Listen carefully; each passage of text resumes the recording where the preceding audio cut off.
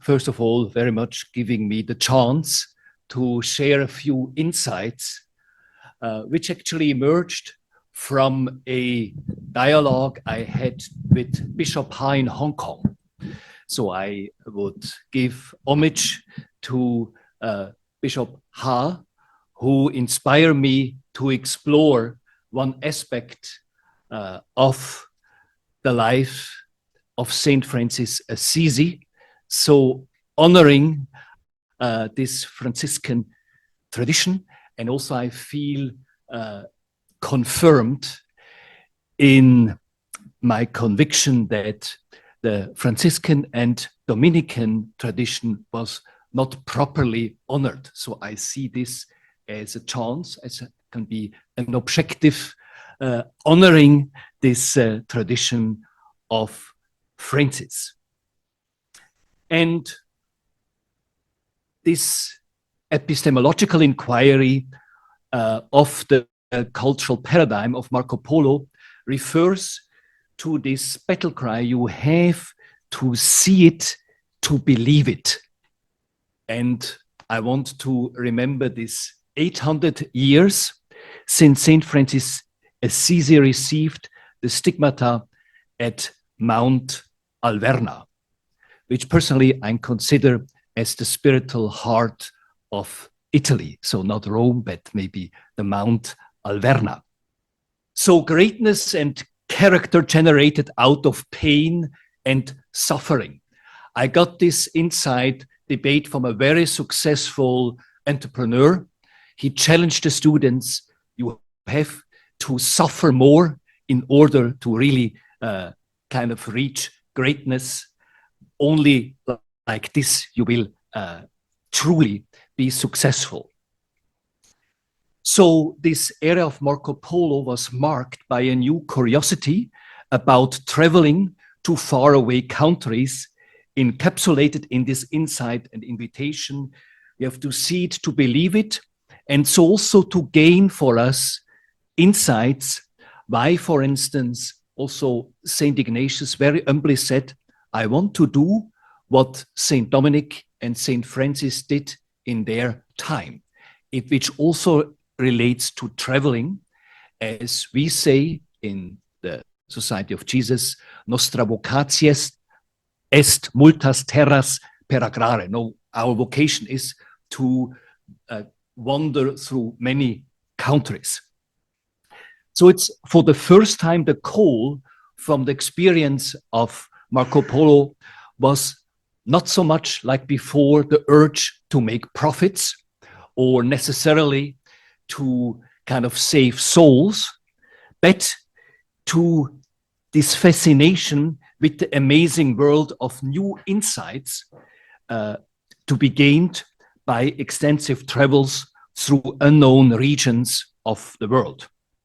However, no matter how amazing new insights may appear for those who face them on the spot, there was the risk of poorly remaining on the surface of things. We faced that, of course, with the phenomenon of mass tourism. And so I want to also hopefully to inspire you how these traveling pilgrimages can be truly a insight, and maybe a crucial insight. So here is what I would describe the climax of a life dedicated to follow Christ the poor. And what we want to honor is the memory, and just imagine the memory 800 years. So of this encounter of Saint Francis Assisi with the crucified Lord happened 1800 years ago on the 17th September 1224. So the Franciscan family usually remembers it on the elevation of the cross on September 14th, but actually it happened on the 17th September 1224. So the poverello, the poor fool of the Lord, as we could translate it, as was in a hidden corner of Mount Alverna in northern Italy, close to Arezzo. And this time, his union with the crucified and risen Lord was so intense that St. Francis, in full compassion with the Lord nailed on a cross, felt the wounds of the crucified Lord in his own hands. So you may also be familiar, maybe the last experience with this mystical experience was with Padre Pio, who had also experienced the stigmata in his hands. So it's an epistemological journey. So if I don't see it, I will not believe. This is a rational argument we have to accept. So I refer here to this argument of Thomas, one of the disciples, who is arguing, if I don't see the wounds of the Lord, I don't believe. It's a rational argument we have to accept. However, the buck stops not here. Thomas, who is a bit later down the road, one who is sharing also the faith in India. So he kind of reveals us a deeper understanding and embracing of faith. So here is our challenge, the memory and identity, remembering such a remote experience. First, the historical fact. It's not mythological dreaming. It is something what really happened at a certain period of time, 17 September 2024. And so it cannot be dismissed as something purely mythological. More importantly, maybe it's a mystical experience. This implies experience of communion with the crucified and risen Lord. So you have to generally to see him.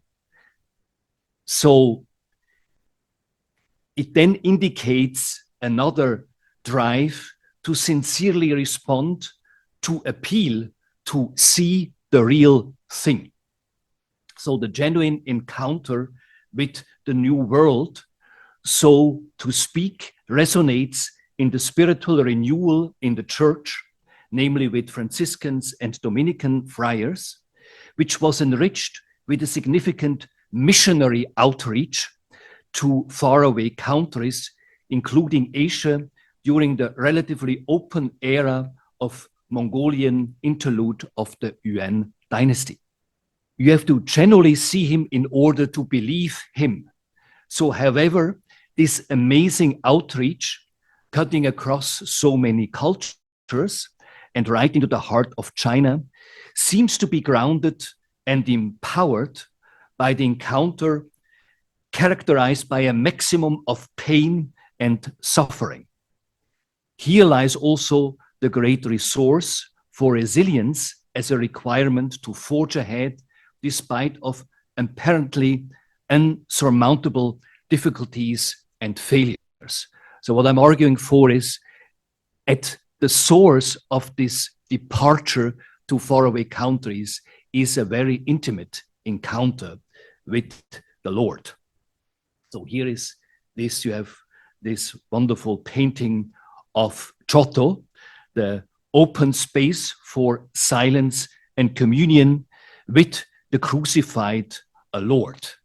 So you may also remember one of the most brilliant pianists, Michelangelo, Arturo Benedetti Michelangelo, all of a sudden disappeared to Alverna and get his kind of best inspiration for his music also in this silence of Alverna.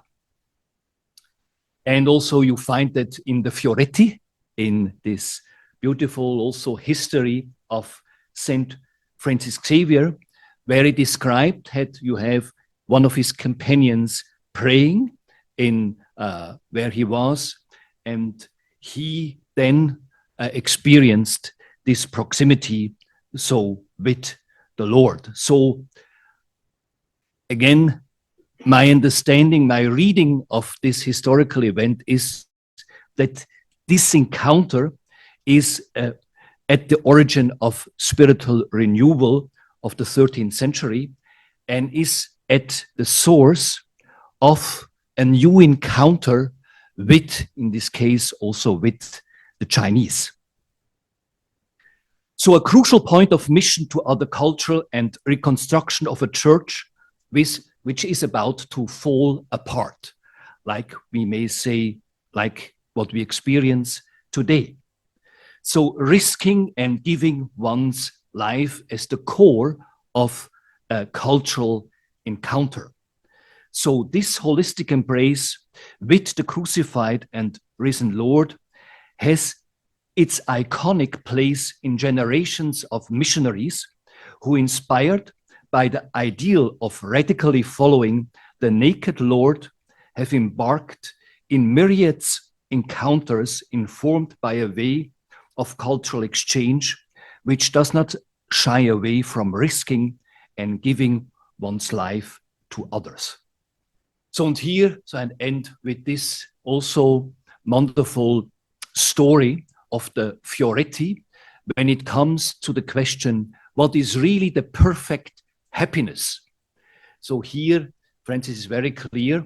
If you arrive very exhausted at the monastery and you are chased away like a dog, and if you can accept this frustrating experience with a peaceful heart, then you have reached the highest degree of happiness. So with this note, I hope I have honored this dialogue I had with Bishop Ha, and thank you for your attention.